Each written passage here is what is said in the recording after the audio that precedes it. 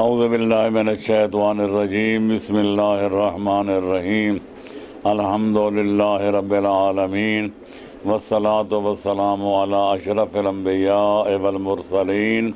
وآل بیتہ الطیبین الطاہرین المعصومین اما بعد فقد قال اللہ تبارک و تعالی فی کتابہ المبین وہو اصدق القائلین اعوذ باللہ من الشیطان الرجیم بسم اللہ الرحمن الرحیم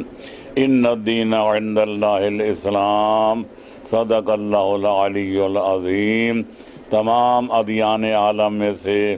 جو دین خالق کائنات کا پسندیدہ دین ہے اور اس کی بارگاہ معلیٰ میں قابل قبول دین ہے، جو دین و دنیا کی کامیابیوں اور کامرانیوں کا ضامن اور کفیل دین ہے، اس کا نام صرف اسلام ہے۔ صدق اللہ العلی العظیم۔ ہم خالق کائنات کا لاکھوں لاکھ شکر ادا کرتے ہیں کہ جس نے بے شمار نعمتوں میں سے سب سے بڑی نعمت سے ہمیں نوازا، اور وہ نعمت اسلام و ایمان ہے۔ اللہ کی یہ دین ہے، جس کو چاہے عطا کر دے۔ ذالک فضل اللہ یؤتیہ من یشاء واللہ ذو الفضل العظیم۔ اس کا ارشاد ہے لئن شکرتم لازیدنکم، اگر تم میری نعمتوں کا شکریہ ادا کرو گے میں نعمتوں میں اور اضافہ کرتا جاؤں گا، وَلَئِن کَفَرْتُمْ، اور اگر تم نے کفران نعمت کیا، شکریہ ادا نہ کیا، تو پھر یاد رکھو ان عذابی لشدید، میری گرفت بھی بڑی سخت ہوتی ہے۔ جو دے سکتا ہے وہ دینے کے بعد کفران نعمت کی وجہ سے واپس لے بھی سکتا ہے، اور جب خدا پکڑنے پہ آئے تو کوئی بچا نہیں سکتا۔ جب خالق کائنات کسی بندے کو یا کسی قوم و ملت کو قانون کے شکنجے میں جکڑنا چاہے تو کوئی اس سے بچا نہیں سکتا، کوئی چھڑا نہیں سکتا۔ اس لیے ہم کوشش کرتے ہیں کہ پہلے اسلام کو فہم اسلام کیا جائے، اسلام کو سمجھا جائے، پھر اپنی زندگیوں پر نافذ کیا جائے، اور جب یہ دو مرحلے طے ہو جائیں تو پھر دوسرے بنی نوع انسان کو تفہیم اسلام کا فریضہ ادا کرتے ہوئے دنیا کو اسلام کی حقیقت سمجھائی جائے اور ان کو اسلام لانے کی دعوت دی جائے، تاکہ ان کی دنیا بھی سنور جائے اور ان کی عاقبت بھی سدھر جائے۔ وَذَلِكَ هُوَ الْفَوْزُ الْعَظِيمُ۔ پورے دادیان عالم میں یہ واحد دین اسلام ہے جو انسان کی ماں سے لے کر لحد تک، پنگھوڑے سے لے کر قبر کے کنارے تک، ہر اجتماعی، ہر انفرادی، ہر تمدنی، ہر معاشرتی اور ہر دینی و دنیاوی جو ہے ضروریات کا بندوبست کرتا ہے، رہنمائی کرتا ہے، دستگیری کرتا ہے، اور اگر آدمی اس کے تعلیمات مقدسہ پر عمل درآمد کرے تو وہ دین و دنیا میں کامیابی اور کامرانی حاصل کر سکتا ہے۔ آپ حیران ہوں گے کہ جہاں اس نے سیاست کے میدان میں ہمیں سیاست کرنے کا درس دیا، جہاں میں لوگوں کے ساتھ معاملات کرنے کا ہمیں طریقہ بتایا، جس طرح انہیں جینے مرنے کا ہمیں ڈھنگ سکھایا، اور جس طرح دنیا کی زندگی کو خوشگوار بنانے کی، معاشرے کو جنت نظیر بنانے کی مقدس تعلیمات سے نوازا، وہاں اس نے معمولی باتوں کو بھی نظر انداز نہیں کیا۔ اس نے بتایا کہ کھانے کا طریقہ کیا ہے، پینے کا سلیقہ کیا ہے، لباس زیب بدن کرنا ہو تو اس کا طریقہ کیا ہے، سونے جاگنے کا طریقہ کیا ہے، مرنے جینے کا سلیقہ کیا ہے۔ تو میں آج کی محفل میں، آج کے پروگرام میں میں چاہوں گا کہ اسلام نے کھانے پینے کے بارے میں کیا جامع ہدایات دی ہیں اور کیا روایات پیش فرمائی ہیں، جو کون سے احکام نافذ کیا ہیں، اس سے اپنے ناظرین کرام اور سامعین اعظام کو آگاہ کیا جائے۔ ظاہر ہے کہ وما جعلناہم جسدا لا یاکلون الطعام، کہ خالق کائنات نے بنی نوع انسان کو ایسا جسم نہیں دیا جو کھانے پینے سے منزہ ہو، بلکہ کھانا پینا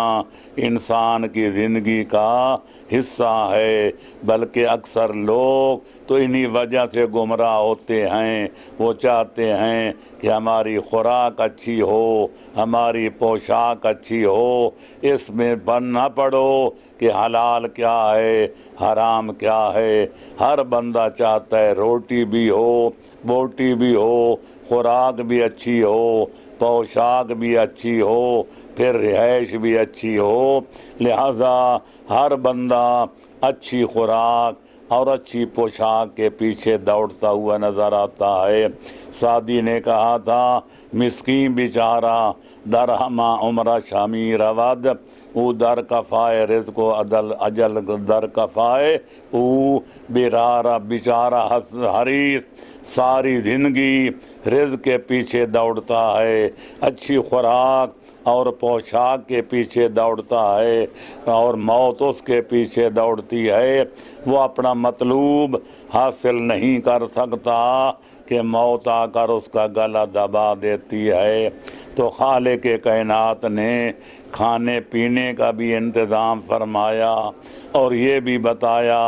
کہ کون سی چیزیں انسان کے لیے حلال ہیں اور کون سی چیزیں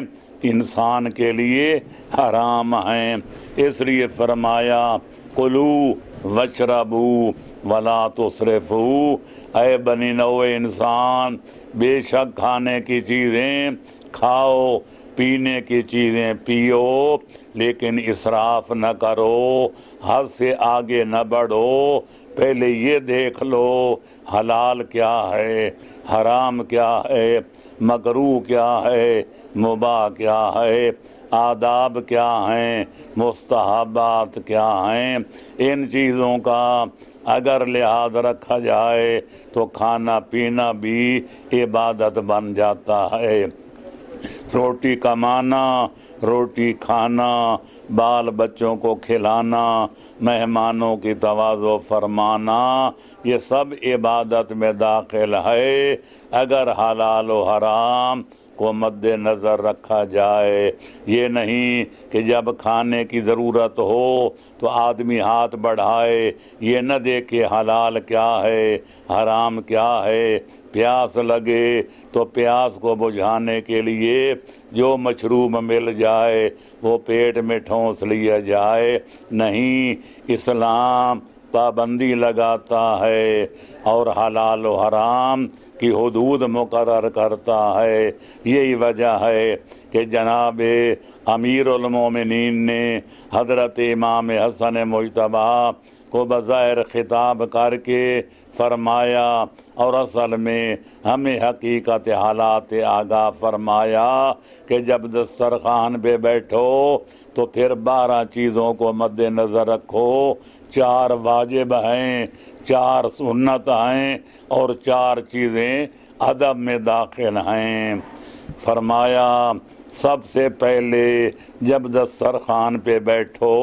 تو یہ دیکھو کہ جو چیز تم کھانا چاہتے ہو یا پینا چاہتے ہو وہ حلال ہے یا حرام ہے۔ اگر حلال ہے تو ہاتھ بڑھاؤ اور اگر حرام ہے تو بڑھتا ہوا ہاتھ بھی روک لو۔ دوسری چیز، جب اللہ کا رزق کھانے لگو تو پہلے اللہ کا نام لو، یہ فرض ہے۔ بسم اللہ پڑھو، اللہ کا نام لے کر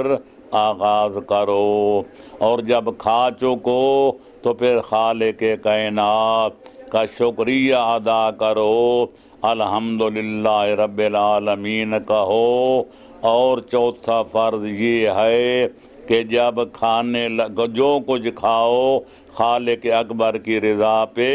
راضی نظر آؤ۔ یہ نہ کہو کہ یہ مل جاتا تو بہت اچھا ہوتا، یہ نہ ہوتا تو بہت اچھا ہوتا، جو میسر آ جائے خالق کائنات کی رضا پر راضی نظر آؤ۔ اور جو چار چیزیں مستحب ہیں وہ بھی چار ہیں۔ فرمایا جب زمین پہ بیٹھو تو بہتر یہ ہے کہ تشہد کی طرح بیٹھو اور بائیں پاؤں پہ زور دے کر بیٹھو۔ دوسرا یہ ہے کہ 3 انگلیوں سے کھاؤ، اور تیسرا ادب یہ مستحب یہ ہے کہ دائیں ہاتھ سے کھاؤ، اور چوتھا مستحب یہ ہے کہ لوگوں کے چہروں پہ نظر نہ ڈالو بلکہ اپنی طرف سے لقمہ توڑ کے کھاؤ۔ اور جو آداب ہیں 4 وہ یہ ہیں کہ پہلے تو یہ ہے کہ جب بھوک لگے تب کھاؤ،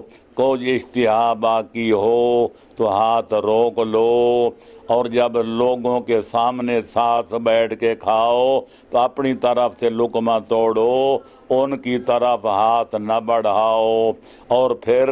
لقمہ مختصر کرو اور خوب چبا کے کھاؤ۔ یہ 4 جو ہیں آداب طعام ہیں، اگر ان کا لحاظ رکھا جائے تو خوشگوار کھانا بن جاتا ہے۔ شریعت مقدسہ نے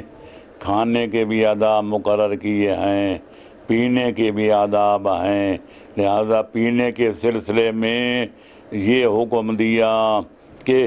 جو ہے اگر دن کا وقت ہو تو پانی کھڑے ہو کر پیا جائے، رات کا وقت ہو تو بیٹھ کے پیا جائے، اور پھر یہ ہے کہ پانی تھوڑا پیا جائے یا زیادہ پیا جائے وہ روک روک کے پیا جائے، سانس لے کر پیا جائے، اور بہتر یہ ہے کہ 3 حصے اس کے کر لیے جائیں، پہلے چند گھونٹ پیے جائیں، اس کے بعد پھر وقفہ کیا جائے، پھر پیا جائے، پھر وقفہ کیا جائے، تو 3 دفعہ پانی جو ہے 3 سانسوں میں پیا جائے۔ پہلے بسم اللہ کا نام لیا جائے، آخر میں اللہ کی حمد و ثنا کی جائے، اور سب سے بہتر یہ ہے کہ پانی پینے کے بعد سید الشہداء روحی و ارواح العالمین لہ الفدا، ان پر اور ان کے ساتھ ان کے رفقائے کار شہدائے کربلا پر درود و سلام بھیجا جائے، اور ان کے قاتلوں پر لعنت بھیجی جائے۔ بین الفاظ صلوات اللہ علی الحسین و اصحابہ و لعنت اللہ علی قتل حسن و اعدائہ، لہذا اس کا بہت ثواب کتابوں میں درج ہے کہ سید الشہداء اور ان کے اصحاب اور آبا پر درود و سلام بھیجا جائے، اور ان کے قاتلوں اور دشمنوں پر لعنت کی جائے۔ اس کے علاوہ یہ بھی مستحب ہے کہ پانی زیادہ پینے سے احتیاط کیا جائے، کیونکہ اس سے کئی بیماریاں پیدا ہوتی ہیں۔ الغرض اب دیکھنا یہ ہے کہ حیوانات کچھ حلال ہیں، کچھ حرام ہیں، کچھ پرندے حلال ہیں، کچھ حرام ہیں، کچھ غذائیں حلال ہیں، کچھ غذائیں حرام ہیں۔ آئیے ذیل میں ان کا مختصر طریقے پر ذرا اجمالاً بیان ہو جائے تاکہ سامعین کرام اور ناظرین عظام پر واضح ہو جائے کہ حلال کیا ہے، حرام کیا ہے، اور تاکہ حلال کو کھائیں اور حرام سے دامن کو بچائیں۔ چنانچہ آئیے ذیل میں تشریح بیان کی جاتی ہے وہ حیوانات، وہ جانور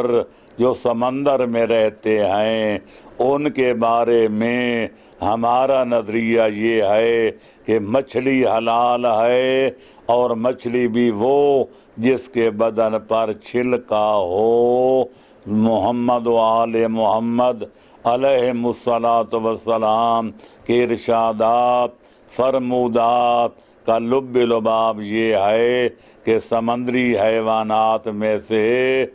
صرف مچھلی حلال ہے، اور مچھلی کا نام جو بھی رکھا جائے شرط یہ ہے کہ اس کے اوپر چھلکا ہو، لہذا چھلکا دار مچھلی حلال ہے۔ اور اس کے علاوہ جو مینڈک ہیں یا کچھوے ہیں یا اور سنسار ہیں یا بغیر چھلکے کے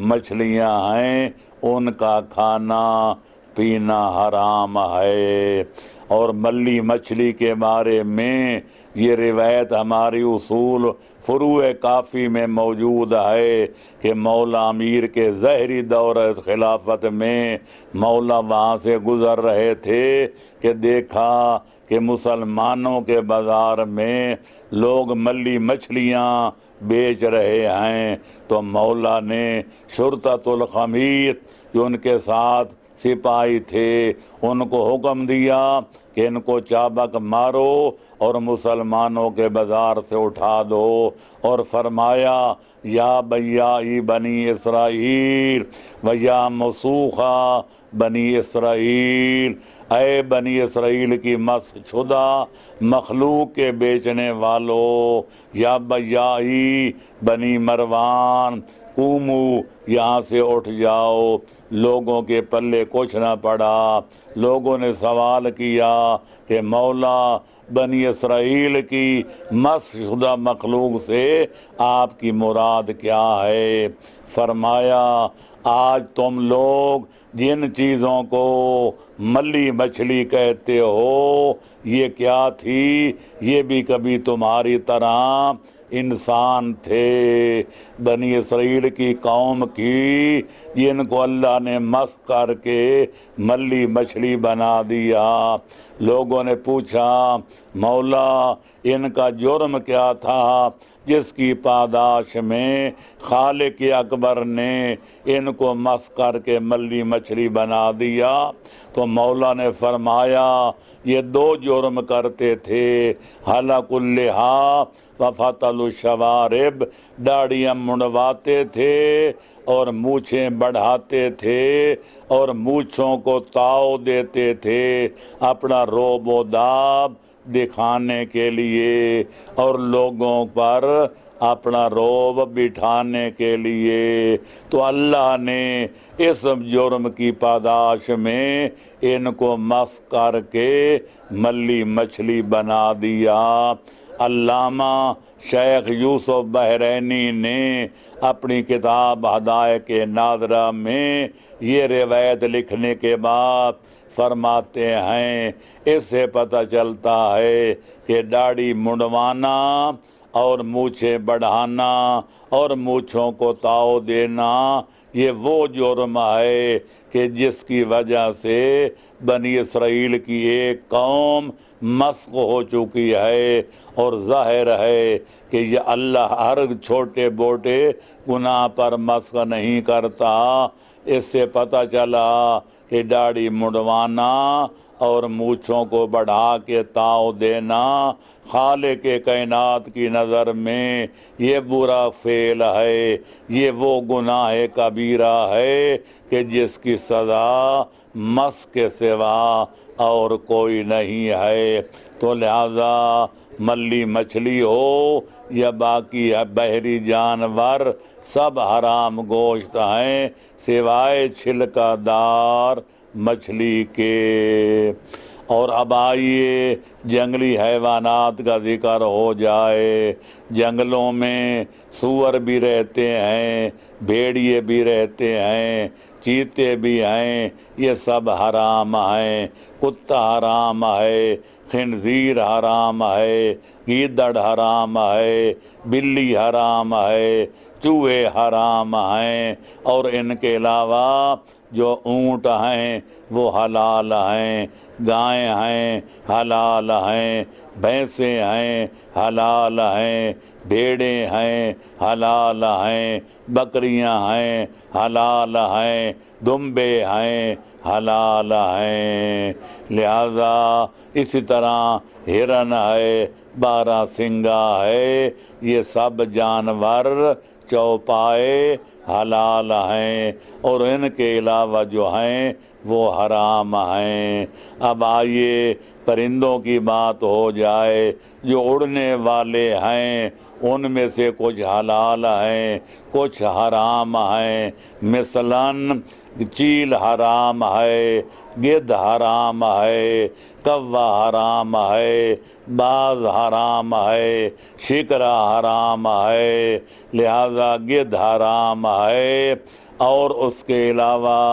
मुर्गा बेजमी अक़साम ही हलाल है। उसके अलावा है मुर्गी हलाल है, मुर्गा भी बेजमी अक़साम ही हलाल है। चिड़ियाँ बेजमी अक़साम ही हलाल हैं। लालियाँ बेजमी अक़साम हलाल हैं। घेवड़े हलाल हैं। कबूतर बेजमी अक़साम हलाल हैं। बटिटर हलाल हैं। तीतर हलाल हैं। बटेरे हलाल हैं। और हैवानात में से घोड़ा मकरू है, गधा मकरू है, खच्चर का खोज भी मकरू है। तो लिहाजा बाकी रह गए नबातात, उनमें से भंग हराम है, चरस हराम है, शराब हराम है मशरूबात में से। और आजकल जो नशावर चीज़ है जिसको हीरोइन कहा जाता है उसका पीना हराम है। हर मुनशियात जो इंसान के दिलो दिमाग पर असर अंदाज हों उनका खाना पीना भी हराम है। शराब सिर्फ हराम ही नहीं बल्कि नजिस भी है। इसी तरह अगर कोई पाक चीज़ मुतनज्जिस हो जाए, नजासत की वजह से नजिस हो जाए, तो जब तक उसको पाक न किया जाए उस मुतनज्जिस नजिस चीज़ का खाना पीना भी हराम है। लिहाजा हलाल व हराम का ख्याल रखना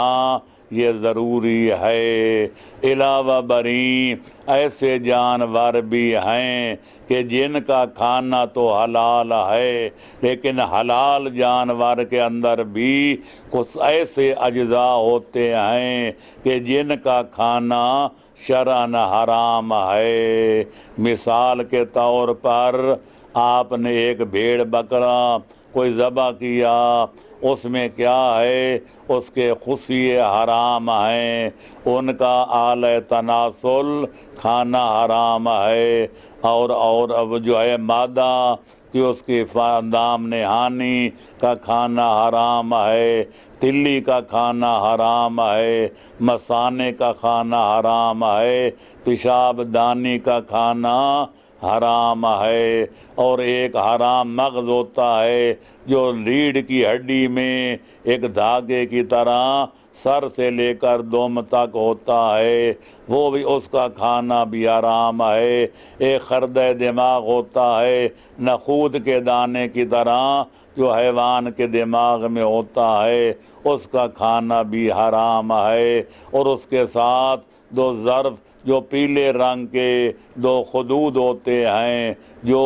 उस हराम मग़ज़ के दाएं बाएं होते हैं और वो भी सर से लेकर उसके दुम तक चलते हैं, उनका खाना भी इंसान के लिए हराम है। तो लिहाजा अब रह गई वो हैवानात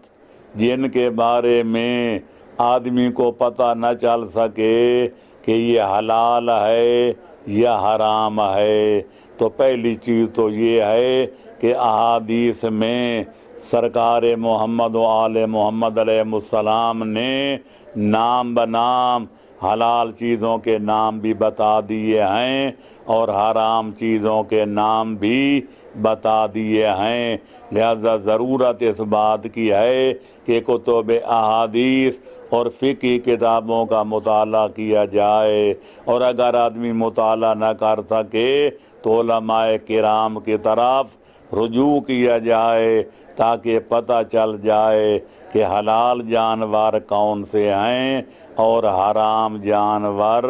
کون سے ہیں۔ علاوہ بری احادیث اہل بیت میں، احادیث نبویہ میں پرندوں کے بارے میں، انڈوں کے بارے میں کچھ علامات بیان کیے گئے ہیں کہ ان علامات کو دیکھو تو پتہ چل جائے گا کہ حلال ہے یا حرام ہے۔ مثال کے طور پر پرندہ جب پرواز کرتا ہے تو آیا وہ دیکھا جائے گا کہ وہ پرندہ جس کا نام احادیث میں نہیں مل سکا وہ اڑتے وقت پر مار کے اڑتا ہے یا سب بستہ پر پھیلا کر اڑتا ہے۔ اگر پر مار کے اڑتا ہے اس کو حلال سمجھا جائے گا، اور اگر پر جما کر اڑتا ہے جیل کی طرح تو اس کو حرام سمجھا جائے گا۔ علاوہ بری حلال پرندے کی احادیث میں 3 علامتیں بیان کی گئی ہیں۔ پہلی علامت یہ ہے کہ اس کی چھٹی کو دیکھا جائے کہ وہ گلے کے پاس چھٹی ہے کہ نہیں جس میں دانے جمع ہوتے ہیں۔ پھر دوسرے نمبر پہ دیکھا جائے، پہلے تو یہ ہے ہاں پوٹا ہے کہ نہیں، پوٹا وہ ہے جس میں دانے جمع ہوتے ہیں۔ اس کے بعد دیکھی جائے اس کے پیچھے چھٹی ہے کہ نہیں جہاں وہ دانے تحلیل ہوتے ہیں۔ پھر اس کے پاؤں پہ دیکھا جائے کانسا، ایک کانٹا ہے جس طرح کے مرغوں اور مرغیوں کے پاؤں میں ہوتا ہے۔ اگر وہ کانٹا ہے تو اس کا مطلب یہ ہے کہ وہ حلال جانور ہے، اور اگر کانٹا نہیں تو اس کا مطلب یہ ہوگا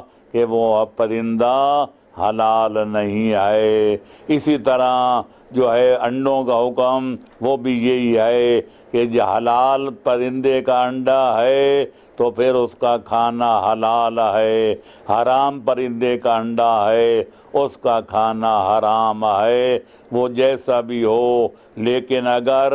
کوئی انڈا مشتبہ ہو جائے، یہ نہ پتہ چل سکے کہ حلال پرندے کا انڈا ہے یا حرام کا، تو اس کی 2 علامتیں احادیث میں بیان کی گئی ہیں۔ پہلے یہ دیکھا جائے اس کے جلد جو ہے وہ سخت ہے یا نرم ہے۔ اگر سخت ہے تو اس کا مطلب یہ ہوا کہ وہ حلال ہے، اور اگر وہ نرم ہے، نازک ہے، اس کا مطلب یہ ہے کہ وہ حرام ہے۔ اور دوسرا یہ ہے، دوسری علامت کہ اس کے دونوں جانب کو دیکھا جائے، اگر دونوں جانب برابر ہیں، کوئی بڑی چھوٹی نہیں، تو وہ انڈا حرام سمجھا جائے گا، اور اگر ایک جانب بزرگ ہے دوسری جانب خرد ہے، ایک طرف جو ہے وہ بڑا ہے دوسری طرف سے چھوٹا ہے، تو یہ علامت ہوگی کہ وہ انڈا حلال ہے۔ اور اسی طرح کسی پرندے میں شک ہو جائے 2 علامتوں کے علاوہ تو اس کو ذبح کر کے دیکھا جا سکتا ہے، اگر پوٹا ہے یا چھٹی ہے یا کانسا وہ خار ہے اس کو حلال سمجھا جائے گا، اور اگر وہ نہیں تو پھر اس کو حرام تصور کیا جائے گا۔ لہذا یہ ہے قاعدہ، یہ ہے ضابطہ۔ اب ضرورت اس بات کی ہے کہ آدمی یہ نہیں کہ بالکل جو چیز کھانے کی مل جائے وہ کھانا شروع کر دے، جو پینے کی مل جائے اس کو پینا شروع کر دے، بلکہ واجبات میں داخل ہے کہ کھانے سے پہلے آدمی یقین پیدا کرے کہ جو کچھ کھا رہا ہے وہ حلال ہے، اور جو کچھ پی رہا ہے وہ حلال اور جائز ہے۔ ہاں البتہ حرام مشروب اور حرام معقول، جس کا کھانا حرام ہے، جس کا پینا حرام ہے، شریعت مقدسہ نے ایک قانون بنایا کہ ما من شیء حرمہ اللہ الا وقد احلہ عند ضرورہ، ہر وہ چیز جو شریعت نے حرام قرار دی ہے، اگر ضرورت پڑ جائے، اگر سر سے پانی اونچا ہو جائے، جان بچانا پڑ جائے، تو پھر حرام بھی استعمال کرنا بقدر ضرورت حلال ہو جاتا ہے۔ لہذا یہی وجہ ہے کہ خالق کائنات فرماتا ہے فَمَنِ اضْطُرَّ غَيْرَ بَاغٍ وَلَا عَادٍ فَلَا إِثْمَ عَلَيْهِ، سور کا گوشت کھانا یقیناً فعل حرام ہے، اور حرمت بھی اس کی مغلظہ ہے، بڑی شدید ہے، لیکن اگر کوئی آدمی مضطر ہو جائے، بھوک کی شدت سے وہ دم بلب جائے، لب جان ہو جائے، مرگ قریب المرگ ہو جائے، بچنے کی کوئی تدبیر نظر نہ آئے، تو اتنی مقدار کھا لے کہ جان بچ جائے، اللہ فرماتا ہے کوئی حرج نہیں ہے، بشرطے کہ وہ آدمی جو ہے باغی بھی نہ ہو اور عادی بھی نہ ہو۔ بظاہر باغی اور عادی کا مطلب یہ ہے کہ شریعت کے خلاف بغاوت کا علم بلند کرنے والا نہ ہو اور حد سے بڑھنے والا نہ ہو، لیکن آل محمد کی احادیث میں اس کی وضاحت یوں کی گئی ہے کہ بشرطے کہ یہ آدمی جو مضطر ہوا ہے اس کے لیے سور کا گوشت حلال ہے، بشرطے کہ امام برحق کے خلاف بغاوت کرتے ہوئے گھر سے نہ نکلا ہو اور عادی نہ ہو، یعنی چوری کے نیت سے اور ڈاکہ زنی کی نیت سے کہ گھر سے نہ نکلا ہو، ورنہ اگر امام کے خلاف عالم بغاوت نکلا ہے یا چوری اور ڈاکے کی نیت سے گھر سے نکلا ہے اور حالت سفر میں اس کی حالت یہ ہو جائے، مضطر ہو جائے، تو پھر اس کے لیے مر جانا جائز ہے، لیکن سور کا گوشت کھانا حلال نہ ہوگا۔ تو بہرحال اسی طرح ایک آدمی شدت پیاس سے دم توڑ رہا ہو اور اس کے پاس کوئی مشروب حلال موجود نہ ہو جس کو پی کر جان بچا سکے، تو لہذا اگر اس کے پاس شراب ہے یا کوئی بھانگا چرس ہے تو اتنی مقدار پی سکتا ہے کہ اس کی جان تلف ہونے سے بچ جائے، اس سے زیادہ مقدار حلال نہیں ہے۔ تو گویا شریعت محمدیہ کا یہ عقلائی قاعدہ ہے، یہ معقول قانون ہے کہ ما من شیء حرمہ اللہ الا وقد احلہ عند ضرورہ، جو چیزیں شریعت میں حرام ہیں اگر ضرورت پڑ جائے، آدمی مضطر ہو جائے، پریشان ہو جائے، تو حرام بھی وقتی طور پر حلال ہو جاتا ہے۔ تو گویا مطلب یہ ہوا کہ شریعت کا نظام مہم اور اہم پر چلتا ہے کہ جب بھی مہم اور اہم میں تصادم ہو جائے، تقابل ہو جائے، تو مہم کو اہم پر قربان کر دینا چاہیے۔ مثال کے طور پر نامحرم عورت کو شہوت کی نظر سے ہاتھ لگانا ناجائز ہے، لیکن اگر ڈاکٹر کے پاس علاج کرانے کے لیے جائے یا کوئی عورت آگ میں جل رہی ہو یا کوئی پانی میں ڈوب رہی ہو تو کوئی مقدس قسم کا آدمی اس کو ڈوبتے اور جلتے دیکھے اور کہے میں نے تو اس کو ہاتھ نہیں لگانا، مرتی ہے تو مر جائے، یہ حماقت ہے۔ عام حالات میں نامحرم عورت کو چھونا ناجائز تھا، لیکن جب اس کی جان بچانے کا وقت آئے تو ڈاکٹر کے لیے بھی ہاتھ لگانا جائز ہے، ڈوبتی ہوئی عورت کو نکالنا بھی واجب ہے، اور جلتی ہوئی عورت کو بھی آگ سے باہر نکال کر اس کی جان بچانا فرض ہے۔ سور کا گوشت حرام ہے، لیکن اگر جان بچانا چونکہ اس سے زیادہ اہم ہے، سور کا گوشت حرام ہے، یہ مہم ہے، تو اہم کی خاطر، جان بچانے کی خاطر مہم کو قربان کر دیا جائے گا، اس کا کھانا حلال ہو جائے گا۔ شراب کا پینا مہم ہے، یہ حرام ہے، لیکن جان کا بچانا اہم ہے، تو لہذا اگر جان بچانا شراب پینے پہ موقوف ہو جائے تو اتنی مقدار کا پینا جائز ہو جائے گا کہ جتنا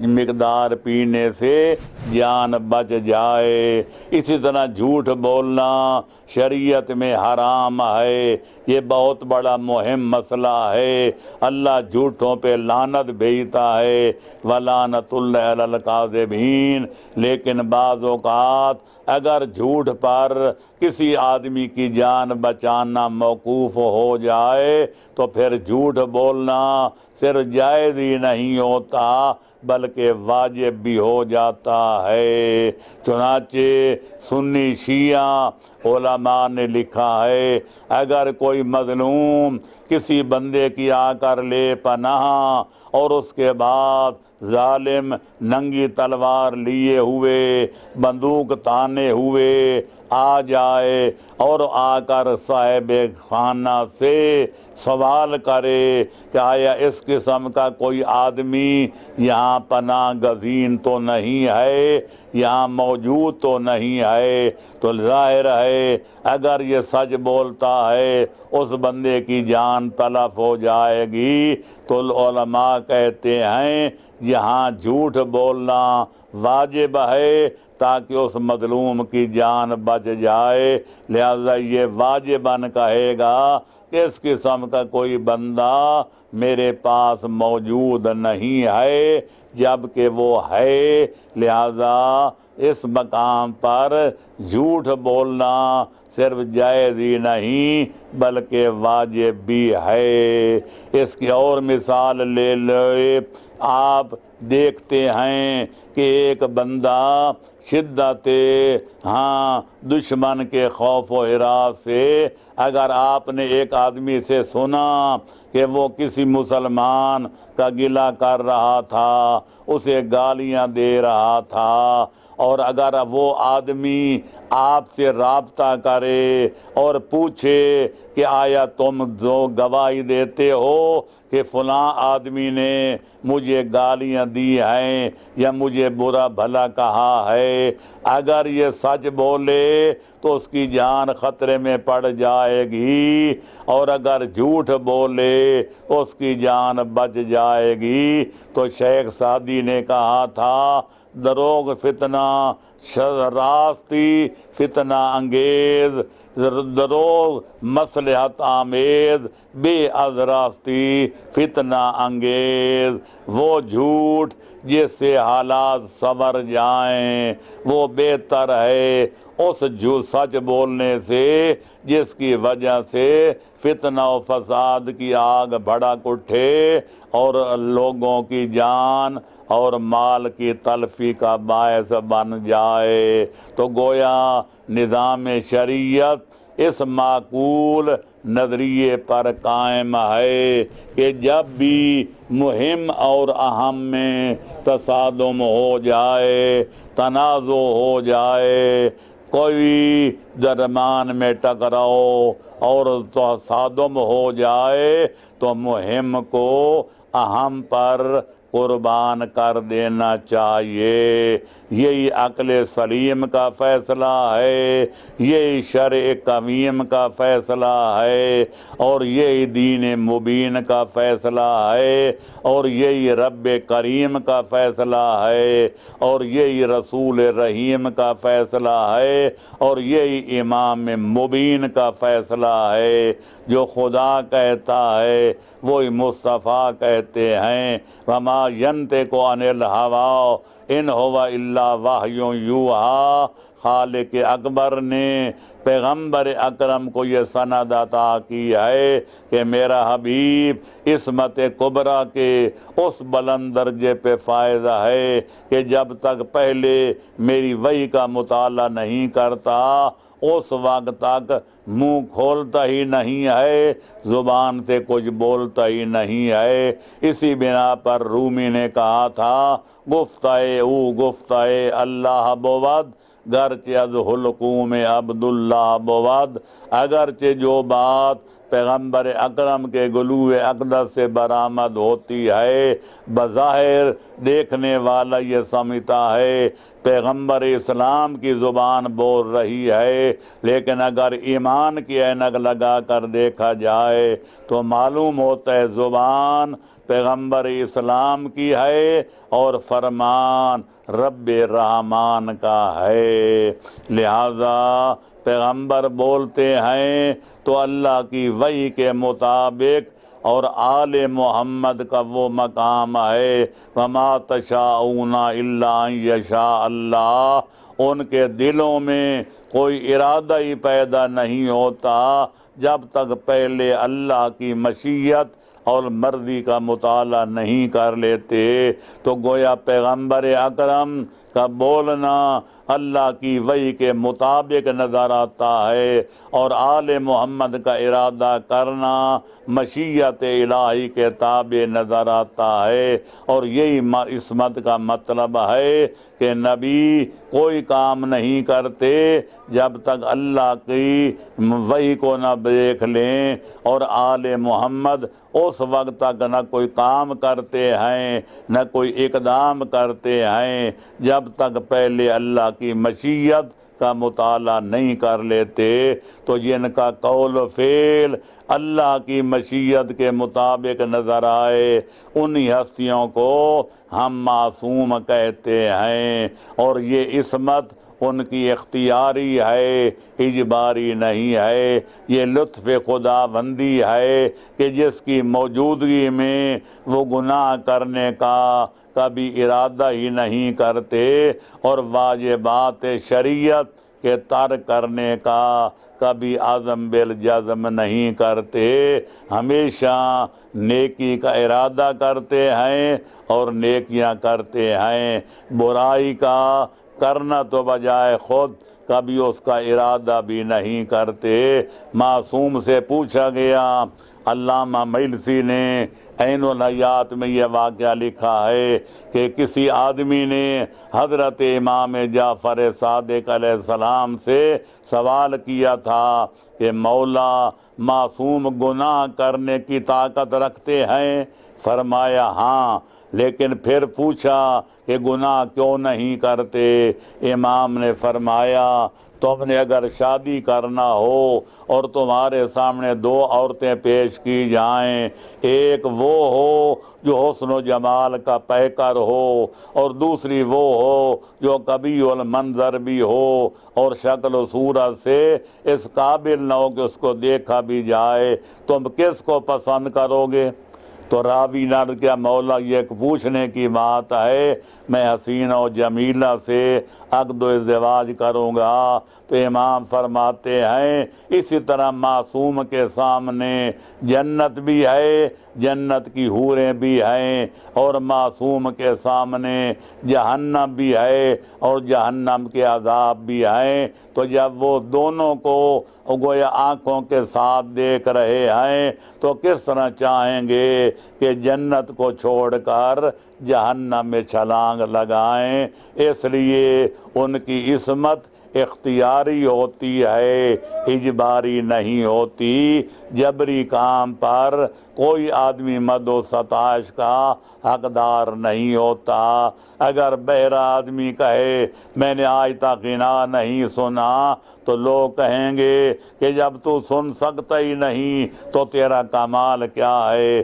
نابینا آدمی کہے میں نے کبھی نامحرم پہ نظر نہیں ڈالی تو لوگ ہنسیں گے اور کہیں گے جب تو دیکھ سکتا ہی نہیں تو تیرا کمال کیا ہے۔ ہاں البتہ سننے والا، سننے کی طاقت رکھنے والا حلال سنے، قرآن سنے، محمد و آل محمد کا فرمان سنے، حلال و حرام سنے، اچھی باتیں سنے اور ناجائز گانا نہ سنے، مومن کی غیبت نہ سنے، ناجائز باتیں نہ سنے، تو اس کو فخر کرنے کا حق ہے کہ میں نے جائز باتیں سنی ہیں، ناجائز نہیں سنتا۔ جس کی بینائی ہو اور وہ کہے میں نے کبھی حرام کی طرف نگاہ اٹھا کے نہیں دیکھا، ہمیشہ دیکھا ہے، تو حلال چیزوں کو تو لوگ اس کو آفرین کہیں گے اور اس کی مد و ثنا کریں گے۔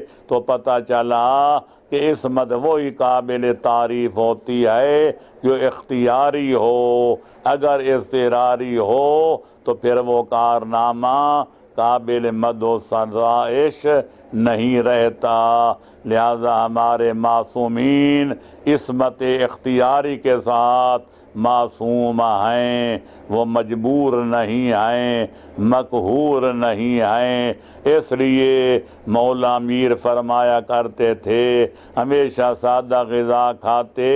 جو کی روٹی اور وہ بھی خشک